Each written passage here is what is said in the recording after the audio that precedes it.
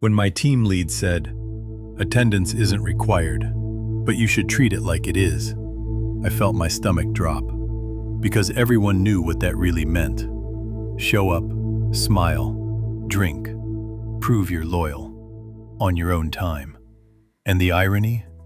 This guy never should have been a team lead in the first place.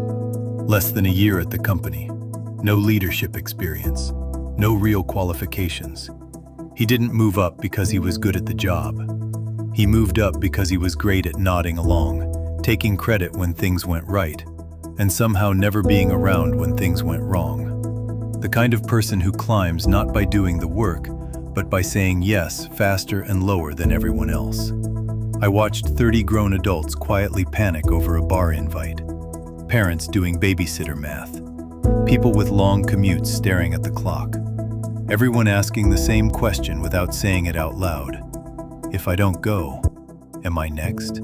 That's when it clicked. This wasn't team bonding. This was control, pretending to be fun. I didn't go. I wasn't dramatic about it. I just said, "No thanks." He stopped by my desk. Once, twice, then again the day of. Finally, I said, as calm as I could, "If you want me there, put me on the clock. If I'm off the clock, I'm off." He walked away angry. The next morning, we're in stand-up. Everyone's talking about how great the happy hour was. Forced laughs, eyes already on the floor.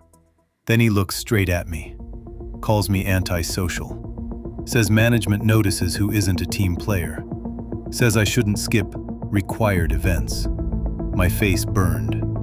My hands tightened around my coffee cup, and the room went quiet in that heavy way where nobody moves, because everyone understands what just happened.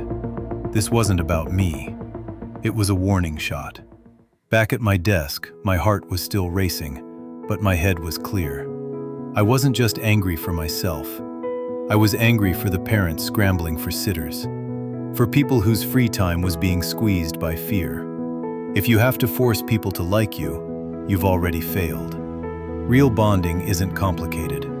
Do it during work hours. Pay people. Make it optional. Anything else is just power with a party hat. And then I realized something else. By calling me out in public, he'd messed up.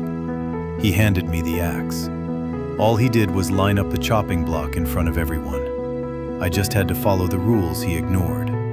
About 20 minutes later, I drafted an email to the whole team. Nothing fancy, no legal threats, just plain language. My finger hovered over send for a second longer than I expected. Not because I was scared, but because I knew once I sent it, things would change. The message was simple, but it carried real weight. Under our state labor law, hourly employees cannot be required to attend unpaid after-hours work events. This wasn't company policy. It was written into the law. So if you couldn't make it, you were fine. Then I clicked send. The shift was immediate. Conversations stopped. Shoulders dropped. It felt like the entire floor exhaled at once. And all I could think was, it's all fun and games until the rabbit has the gun. Those required but not required happy hours kept getting scheduled, but the bar stayed empty. He'd sit there alone, staring at his drink, waiting for people who weren't afraid anymore. Turns out you can't bully people into liking you.